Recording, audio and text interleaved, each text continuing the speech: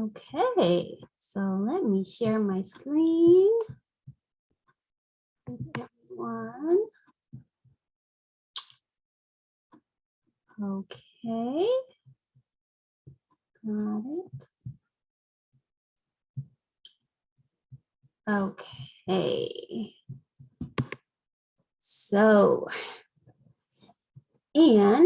good morning, everyone. I know that you may have been at the opening and may have been in some other sessions this morning, as this is session number 2. So good morning to you all once again. I do want to greet you as well and say welcome to the second annual Melanin Magic Conference for educators today. And then welcome specifically to this session as well, which is Pandemic Recovery, Mind, Body, and Spirit.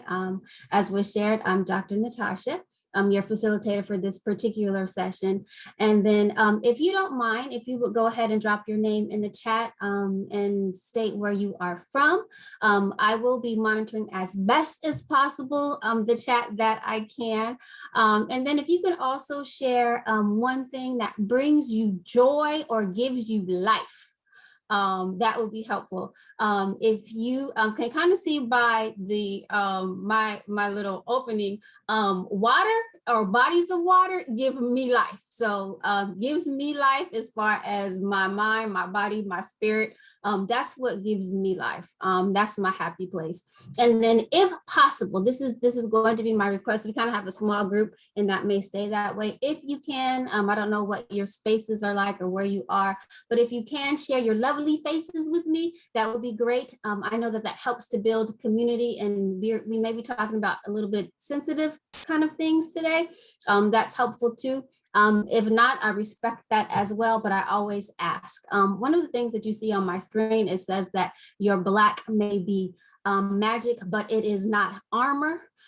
So today, my hope is that you will leave with some key takeaways that will build, equip, and or strengthen your armor as you recover, because your mind, your body, and your spirit, with all that you have been through over this past year and a half, has been a lot.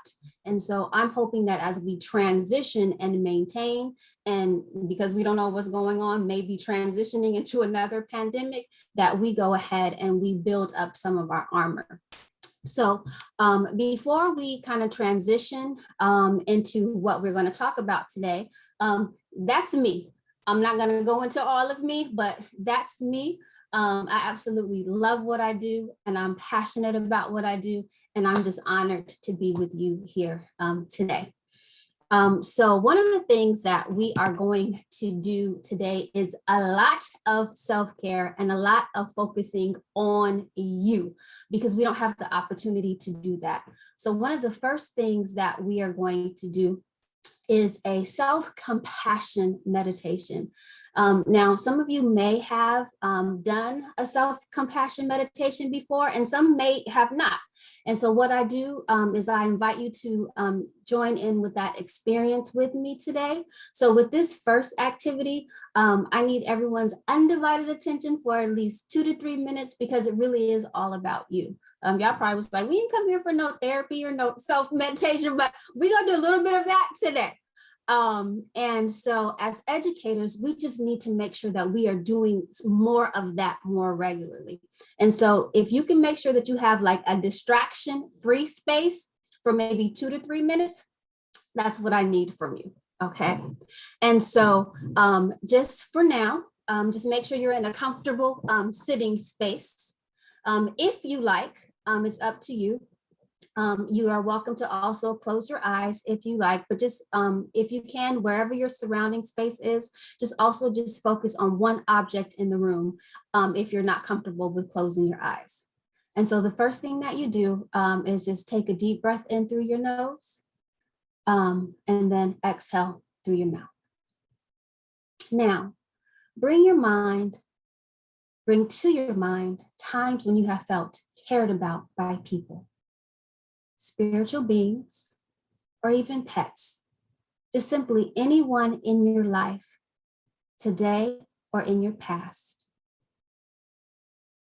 Any kind of caring counts, such as times where you were included, seen, appreciated, liked, or loved. And now for a moment, just relax and open yourself up to feeling cared about. And then if you get distracted, which is normal, just for a moment, bring that feeling of feeling cared back. And take a moment to stay with those feelings and sense them sinking in, just like water that kind of comes into a sponge. And fully absorb them and let that just sink in for a minute. And remember to breathe in and breathe slowly out. And now think about one or more persons that you have compassion for. Perhaps a child in pain, a friend that may be going through a loss, people that may be struggling in other parts of the world, and get a sense of their burdens, their worries, their suffering. Feel a sense of warm-heartedness, a sympathetic concern. If you like, you can put a hand over your heart and have such thoughts as, may your pain ease. May you find comfort. May you get through this illness or difficult time. And then give yourself over to that compassion. Let it fill you and let it just flow through you. And then remember to breathe slowly in and slowly out. And then now, knowing what compassion feels like, apply it to yourself. Recognize any ways that you feel stressed, tired, ill, mistreated, or unhappy. Acknowledge it and recognize it. Then bring compassion to yourself as you would to a friend who feels like you. Know that everyone suffers and that you are not alone in your pain. Kindly and gently, if willing, place your hand over your heart or gently on your cheek and whisper to yourself, may I not suffer. May these hurt feelings pass. May I not worry so much. May I heal from this illness. May I get through these struggles. May I be seen. Now imagine compassion like a gentle, warm rain coming down into you, flowing into you, touching and soothing, weary, the hurt, longing places inside of you. And now breathe deeply in and slowly out. And again, deeply in and slowly out. Now, if your eyes were open or if your eyes were closed, go ahead and open them. And then focus your attention back on your surroundings. And then now, we're going to enjoy this amazing day because you are amazing melanin magic educators. And so now, that was a self-compassion meditation, which is a self-care strategy, which can contribute to effectively managing stress and anxiety and overwhelm, but it also promotes like calmness and relaxation and positive affirmation, self-worth, self-love, and self-compassion, which contributes to having just a positive well-being, positive mental health. And so that's how I wanted to start, because this is about self-care. This is about positive well-being, but we will also go into other self-care strategies later, as well as go into aspects of trauma, which a lot of us have experienced over this past month or past year and a half, I should say. So in this time together, those are some things that we're going to acknowledge, because the goal is to create the healthiest you possible, mind, body, and spirit, as we transition into this new normal. Okay. And so these are our objectives for today: to engage in self-care and acknowledge and understand the trauma symptoms, identify ways in order to manage and cope with stress and trauma, and then discuss and learn new self-care strategies. Okay. And again, the main reason is because you are worth it. Now, just really briefly, I want us to be able to understand that in order to sometimes do some things effectively, there's just a few guidelines and norms that I want us to make sure that we're able to do. And when I say speaking, sometimes it's also in the chat, because sometimes when we talk about trauma, I want us to be able to speak from our perspective and not make assumptions about some things. So go ahead and make sure that you're speaking from your perspective, meaning the I perspective, your feelings, your opinions, your voice, and your lens. Speak from the heart. Ask any clarifying questions that you have if you're uncertain about things. I always say no question is unwise or irrelevant. Try not to make any assumptions, but if you do assume positive intent, try and be engaged. There are rarely times when you're able to just focus on you or have a period of time where it's just all about you. I really want this to be all about you. Even though we're building community, I really want it to be all about you.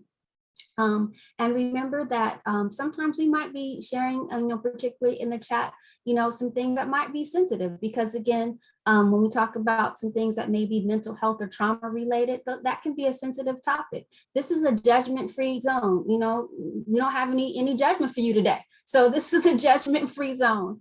And again, adhere to any self-care needs that you might have. So if you kind of need to step away because something goes into a space that you don't really want to go there, feel free to step away. I also encourage everyone to please feel free to use any emotion reactions that they may have. And again, if there's times where you are comfortable turning on your camera, go ahead and do that. If not, again, self-care needs first, okay? One of the things that I want to acknowledge is that we will be kind of covering, briefly recapping, I should say, multiple pandemics.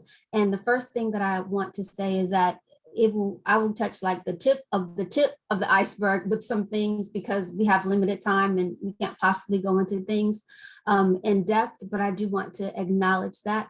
I also want to mention is that, as you see on the screen, I have there that we'll be covering racism, some things about racial injustices, because that has created trauma for people.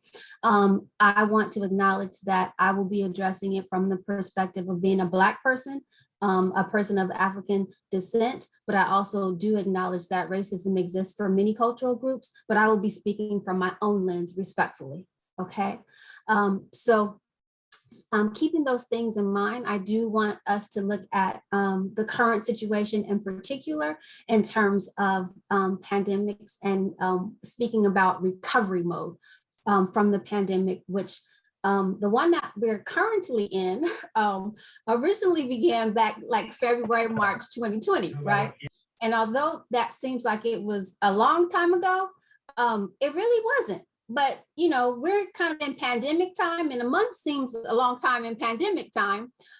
So because we are currently experiencing some of the effects of the pandemic, and now we have this, variant that's here and things seem uncertain. Now things seem, pandemic-ish, again, that we're approaching.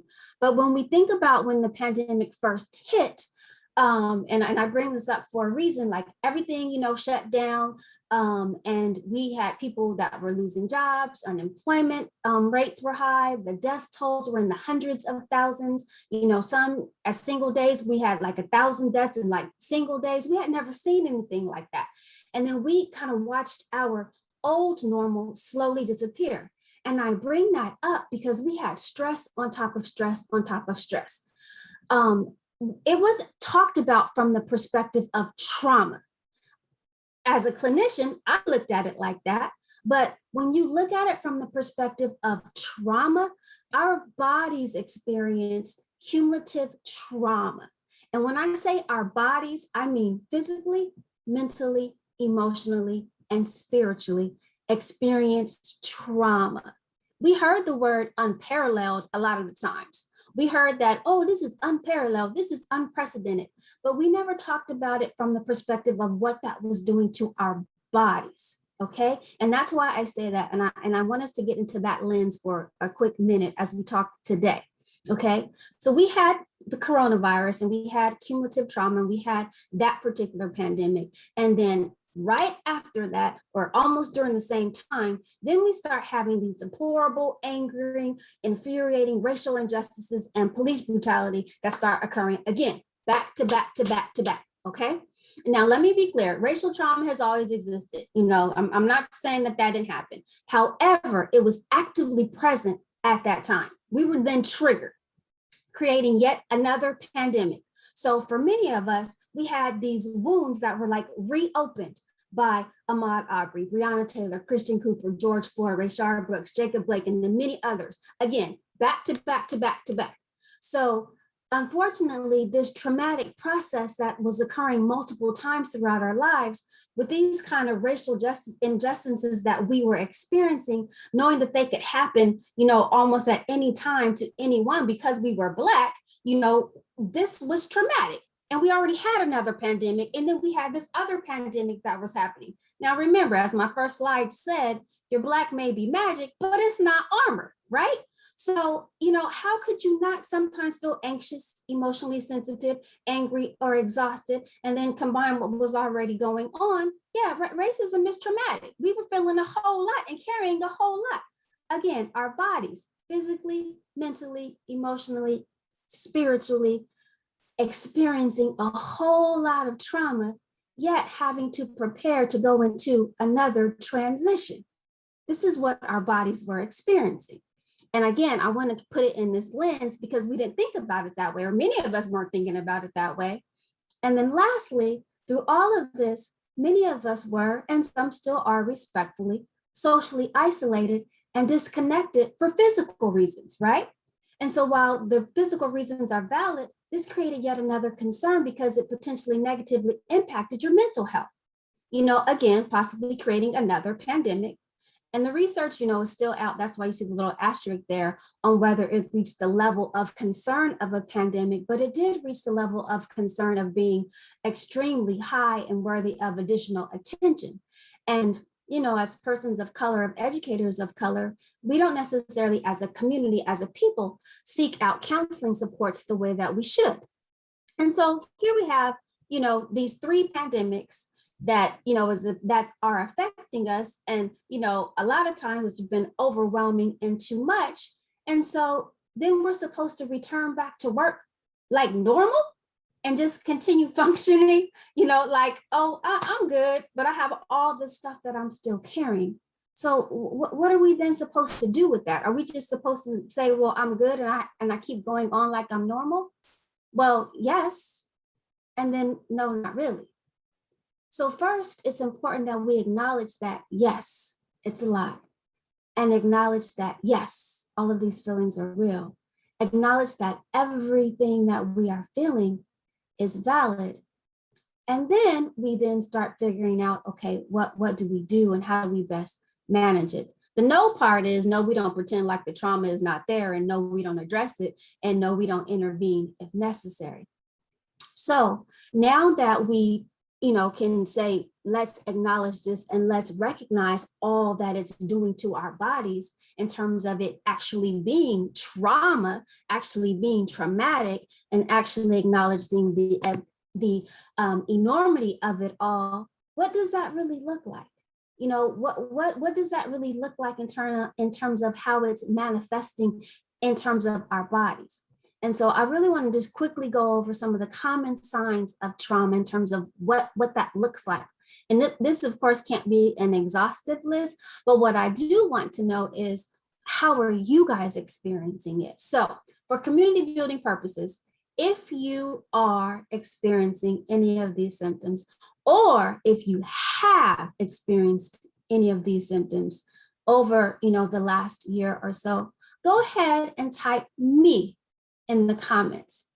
And again, remember, we went over kind of guidelines, right? So no judgment, no judgment, no shade, no shame, none of that here. We don't have any room for that here, because again, we're just trying to understand what we're all experiencing. And then we're going to get to the part where we figure out what we do about it all. Okay. And again, these things, we're talking about things in excess. Okay. And I'm just going to kind of highlight some things, and then we get to the next step. So anxiety, what this looks like: anxious, worried, concerned, fearful, unsure, uncertain, sensitive, emotional, like all more than usual, right? And then if we can kind of throw in racial trauma in there, that kind of plays into things even more, because that's when you're particularly triggered, for example. So your worries, your fears, your sensitivities are even more heightened. So you may notice more worries or fears if you have a spouse or a significant other, or your child leaves home, when a police officer kind of, drives up, pulls up, near you, behind you. You may even notice some more sensitivities in your interactions, particularly with white colleagues. Things are a little bit heightened, irritated a little bit more, that kind of stuff. Okay. Confusion, difficulty with concentration and focus. What this looks like: difficulty making decisions, indecisiveness, inattentiveness, difficulty with focus, and extended concentration. You're also kind of feeling like you're just all over the place. That's what that looks like. Anger and mood swings. This can look like increased irritability or frustration, quick changes in mood caused by small things. Difficulty managing your temper or regulating your moods. You lash out at people that are around you. Now, this can be a little bit tricky, because sometimes your anger is warranted and valid. So if you're getting, angry over like racial injustices, those kinds of things, that's appropriate. That's valid. Depression. Your symptoms can vary, but some common ones are feeling more than just sad for extended periods of time. Feeling empty, loss of interest, being withdrawn or isolated, and not the purposeful isolation because of the pandemic. Feelings of worthlessness or excessive guilt, suicidal thoughts and tendencies. Relationship disturbances, what that looks like: having difficulties communicating, being withdrawn or shut down, changes in desires that you used to like to do, or socially interact or engage, and not creating social distances, again, because of the pandemic. Racial trauma can play into this too. So for example, with relationships, so you start to notice that sometimes you are a little bit more bothered with interactions with people that you used to be able to interact with, particularly if they're of a different race. So that, can be challenging sometimes if racial trauma is being being manifested. So pay particular concern or attention to that. Fatigue, feeling just extremely exhausted or consistently excessively tired, and that's without sleep challenges.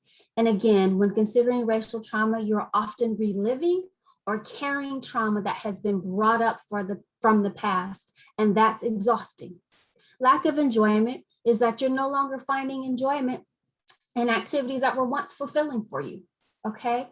And then changes in eating or sleeping habits. And that's when you have increases or decreases in patterns or behaviors. So you could have increased appetite or decreased appetite, and the same thing with your sleeping patterns. That's either you're sleeping a lot or you're having difficulties sleeping, okay? And those are just some common ones, particularly that like I've seen in practice. And oftentimes, as you're looking at these things, even though it's not an exhaustive list, there are things to look out for. The other thing to be cautious of: just because you might present with one of these things, that's not necessarily a concern. what you want to look out for is a cumulative effect of these signs. And so when you have multiple things that you have on this list, that's when it's considered cumulative trauma, and that may warrant observation or inquiry or monitoring by a professional. Okay. And oftentimes as adults, particularly as educators, we don't feel like we're able to stop, everything that we're doing or acknowledge all the trauma that we're experiencing. However, it is definitely vitally important that we, put our mental health and our emotional well-being a priority. Particularly as persons of colors, we need to learn to take off that Superman, that Superwoman, that super person cape, because that is how we build up our armor. We have to start paying attention to these signs more. Okay, that is what I asked you to please make sure that you start doing. So now that we have addressed, the cumulative trauma and what it looks like, how do you manage or deal with it? Like, okay, it's like, I know I got all these things. I know I got all these issues. I know I'm struggling. Like, now how do I address the struggle? Okay. So when you are feeling anxious and worried and sad and exhausted and fearful and overwhelmed and like I can't take another step, I done took my cape off and now I'm all vulnerable, what do I do? So what I'm going to do is share with you some things in terms of how to support and assist and minimize some of the stress and trauma, mind, body, and spirit. I would also like you to share some of your strategies, if you can put them in the chat. And some you may already know. You already know, this is what I do because this is my go-to. So if you already know what that is, go ahead and put it in the chat. As I go through some of these things, if some come to you, go ahead and put those in the chat too. Okay, so the first thing that I want to start with, it may sound simple, it may sound basic, but it is a lifesaver. Breathe. And this comes into play and falls in the mind and body area. When you start to feel just anxious and overwhelmed or irritated, angry and stressed, stop everything and just like breathe. Just take a deep breath if you can. And sometimes like for 6 seconds and just exhale and breathe in calm and peace and like breathe out stress and worry. And repeat for 3 times if you can, or longer if you need to, until you move to your next task. And breathing will help to ground you. It helps to refocus you. It helps to calm you and recenter you, even if just for that one moment. Okay. And, sometimes people will share with me, they'll say, well, Dr. Speight, when I'm feeling anxious or panic, breathing doesn't work for me. I hear that a lot. Here is a tip. Breathing exercises are more effective when you incorporate them into your daily regimen when you are calm. That's the key. Okay. So when you have a moment of anxiety, arousal, or panic and need to calm down or de-stress, your body and mind are more prepared and conditioned for calm because it has been in practice. Okay. But you can still do them even if you haven't been practicing. It just may take longer. All right. And then the next strategy I have, limit your news media or your social media intake. Okay, and this helps with your mind and your spirit. And you guys know sometimes like on Facebook, something that you've been seeing, if you go and you check that again, it's gonna keep coming back up in your news feed. So just peep how that works. But in a time where the news and the social media outlets are bombarded with information and content that can be triggering, please set limits. While it's important to stay updated, I get it. It's not essential to be updated so often that it's anxiety provoking. So some of us need to limit ourselves, and that depends on you and your threshold. For example, for your news media outlets, your updates may need to be 2 to 3 times a day. So maybe the morning, the midday, or the evening, and then at night. And social media could be just a couple of times a day. So again, if it's continually triggering, that means it's unhealthy and it's too much. Okay. And then focus on what you can control. That falls in mind and spirit. So many things are beyond our control. And please understand this: anxiety thrives on uncertainty and doubt, which is contributing to a lot of anxious feelings. So you may be thinking, the world is, jacked up right now. We might be going into another pandemic. I can't control anything. There really are things that you can control. So sometimes, if you have a to-do list, like, you can control that. You can control, what you're going to respond to, how you choose to respond to others. Good thing. So this could be their year. Yeah. I think they just came off me. You can control what type of people, either healthy or toxic, you're going to allow into your life. What type of healthy foods you're going to add to your diet, what friends or family members you're going to socially connect with, throughout the day. There's many things that you can control. Just remember, the goal is to focus on those things and not the things that you can't control.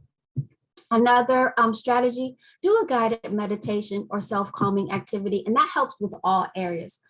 Some of you may not be, what I consider meditation type people. And admittedly, I wasn't either. I wasn't a meditation type person until I became a meditation type person and start seeing the benefits. And now I promote, practice, and teach mindfulness meditation. If you are having difficulties with anxiety, struggling with sleep, having challenges getting your mind to shut down, or struggles with disorganization or feeling overwhelmed, I highly recommend it. You can look up mindfulness meditation videos on YouTube. There's a few apps. Liberate is a Black meditation app for people of color. Headspace and Calm are also good. Some other self-calming activities. Prayer is something I highly recommend. Some other self-calming activities I recommend. Definitely art, just all types of art, coloring. And coloring, they have adult coloring books too. If you didn't know that. Drawing, journaling. One thing with journaling, I highly recommend: no filtering, no corrections, no judgment, just raw, straight, right journaling.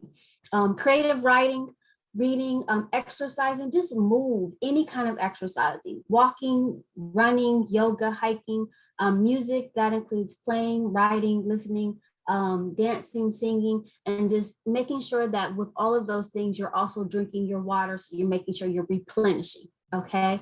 And then staying connected to other people as well. That falls into the all category. So this is really, really key. While the world is reopening and we're in this recovery period and we don't know what this transition is going to be, we are still in a pandemic. And the virus is still active with all of its, variants of, we only, primarily know about one right now. And people of color are still negatively, disproportionately impacted. So we still need to be very cautious and use our safety precautions and mitigation strategies. However, and please hear me when I say this, anxiety breeds in isolation, okay? So staying socially connected is critically important, but we do not want to exacerbate any trauma symptoms, right? So it may be necessary to be creative, but we are creative people, right? So please do what you can to stay socially connected with others. Have lots of fun with the people that you love, whether it's virtual retreats and activities, hybrid events, outdoor activities, socially distanced, dinner dates, game nights, movie nights, celebrations, friends nights. Just again, be creative with however you continue to stay physically distanced, but socially connected and masked up, but just be creative with it. During this recovery period, we need each other, okay? Just please receive that. And then give yourself grace. We heard earlier with the keynote about grace. Be kind to yourself. Give yourself grace right now for feeling however it is that you feel. This is not the time to start questioning, how you're feeling and criticizing yourself and judging yourself. Just like it's not the time to question it for our kids. Please put yourself in that same category. Okay. So give yourself grace, patience, understanding, and flexibility as you make your best efforts to manage everything and adjust to this new normal while grieving an old normal. okay? Because again, all of this is traumatic and it's traumatic on all of our bodies, okay? Next, set boundaries at home and work. This falls in the all categories. Hear me when I say, learn to say no. People will be okay. Take your sick days, take your vacation days, get enough rest and get enough sleep. That's all I got to say on that one. But receive all of that, okay? And then lastly, seek professional help. If anxiety, stress, worry, sleepless nights, grief, anger, overwhelm, trauma, because that all is there, becomes too much and strategies alone aren't working, seek out professional help, because I share this all the time. Asking for help is not a sign of weakness. Taking care of yourself is a sign of strength. And I do want to go to our chat and add the ones that were here: deep breathing, affirmations, joyful movement like dancing, sitting in nature. Okay, great, awesome.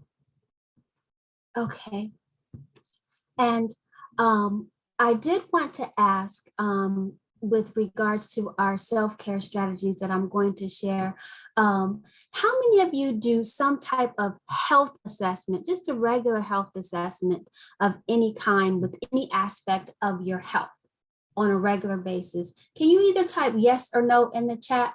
Do any of you guys just do a health assessment of any kind? Let's see. Wendy says yes. Health assessment. Okay. So no. Okay. And no. Okay.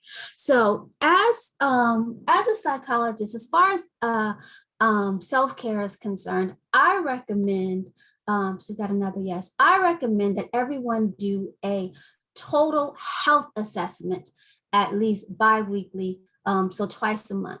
And mine that I recommend is regarding your self-care, okay, in terms of a total health self-care assessment. So this is how I consider it. And I want you hopefully to start implementing this and put this in your practice as well.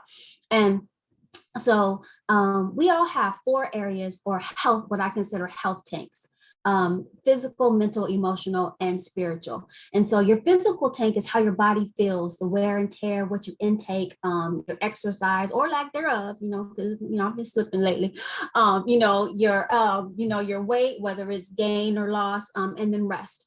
And then you have a mental tank, and that's your focus and your attention, and your concentration, your mental stamina, your mental strain and drain, work exhaustion, and then, carrying like heavy loads because of, your interaction with people. And then we also have that emotional tank. And that's, those mental health challenges or emotional struggles, excessive worrying, constantly being there for others, whether that's children, significant other, or partner, your friends, and then also your mood. And then you have that spiritual tank. That could be your prayer life. It could be meditation, worship service, attendance, ministry, involvement, volunteer efforts, service, connection to or relationship to a higher power. So all of these tanks should be in balance and relatively full for optimal health, right? And so let's use the analogy of a gas tank. When our gas tank is full, we are feeling fabulous, like riding smooth. Now when our gas tanks, that gets down to about that 3/4 tank full, we're still good. Like most of us don't think twice when our gas tanks are 3/4 full, So, well, the same analogy applies here with our health tanks. When, your health tanks are full, you're usually good. And like your gas tank, you're functioning on optimal health. But when you get back to about like half tank full, your thought process starts changing a little bit and you start reassessing some things. So at about a half tank full, you start thinking like, can I make it all the way to work and back? What if there's an accident? Do I need to make any stops? Should I get some gas? Do I have time? So when you're like half tank full on your health tanks, you start getting, physically might, get a little ache, here, a little pain there, mentally you start getting a little bit distracted. You might, lose focus. Emotionally, your patience, gets a little bit shorter. People start to irritate you a little bit more. Maybe spiritually, your prayer life isn't as strong as it could be, you're not doing as much service, as you could be, Now, once your health tanks get to about a quarter tank full, things start to get progressively worse, real fast. But, unlike your car, most of us don't stop for a fill up. You keep driving until you're almost on E. And for most people, when their health tanks get to that point, they don't stop. They keep going again. And then that's when most people come in to see someone like me, and they're almost on E.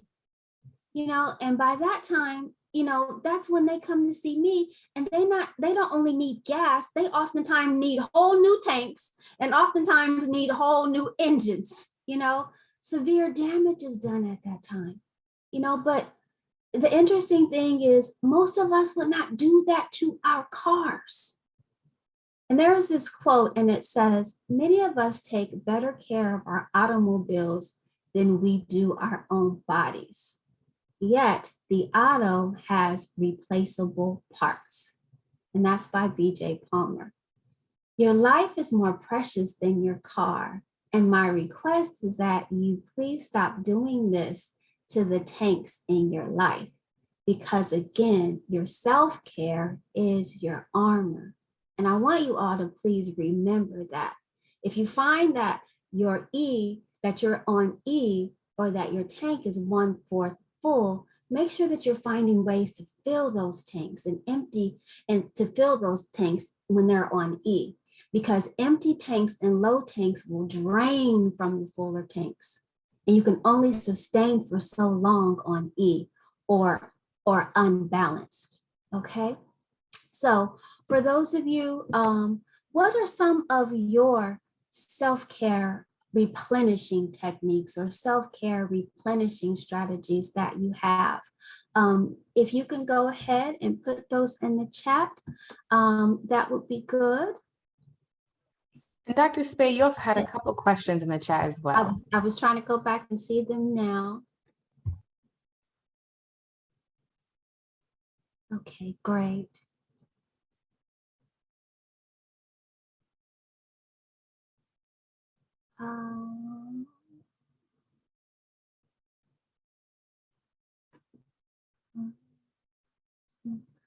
Given that educators was expected to more, what boundaries would you recommend that we allow to? Okay, is that the question? Gotcha. Given that educators are expected to do more, what would you recommend to protect our mind, body, and spirit, working contractual areas? Let me show you this clip. And there you have it. Those are my recommendations to Patrice. And I hope I'm saying it correctly, because I don't like to mispronounce names. Thank you.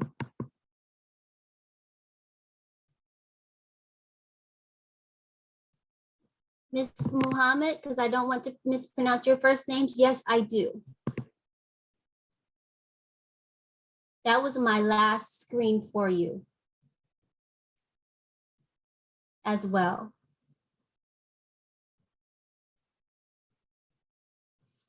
My last screen for you were my takeaways for you to implement today.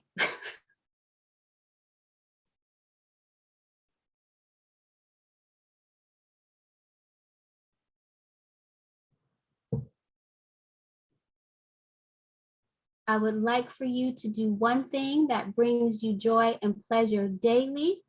At the end of each day, ask what is your one thing for yourself to remove any negative thoughts or negative self-thought, and get an accountability partner.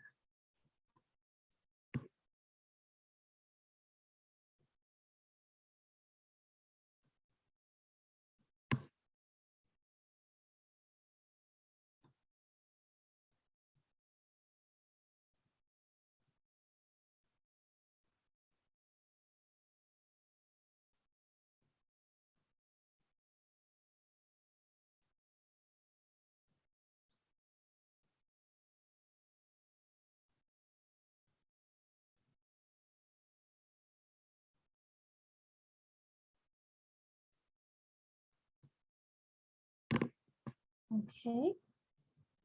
And I know that we are out of time at the moment. Were there any other questions that anyone else had?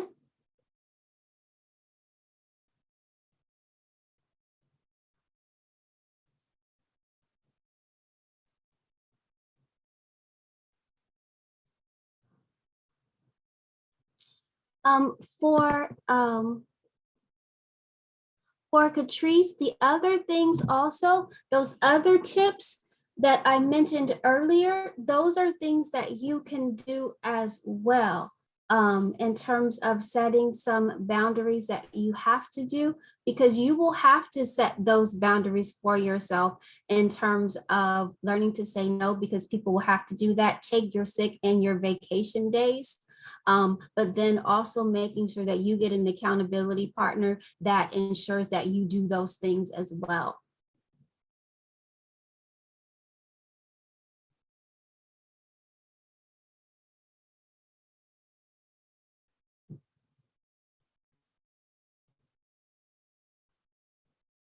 But you have to do those things because right now we are doing too many things in terms of what's happening outside that are impacting us in a way that's not healthy. So you have to replenish and you have to do your self-care assessment, the total health assessment that I mentioned, to make sure that your tanks are at optimal capacity. I'm sorry to interrupt. I just want to make sure I didn't already miss the slide with your information about therapy sessions. Did you already show? Did I? Is that? Oh, that's the last one. I'm sorry. Oh, okay. My apologies. Thank you so much. Oh, no, you are most welcome.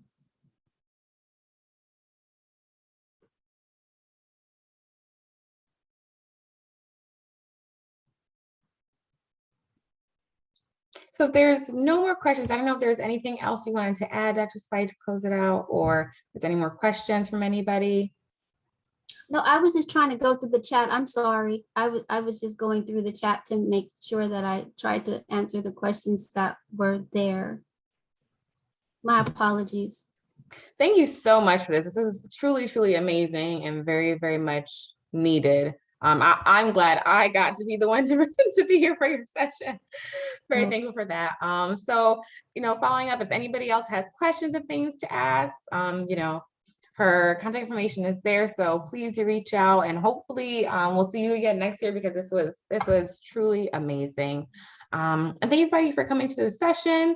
I know you have a minute to get to the next one, so I won't hold you up. But this has been recorded and will also be shared on our Eventbrite if anybody wants to go back and rewatch.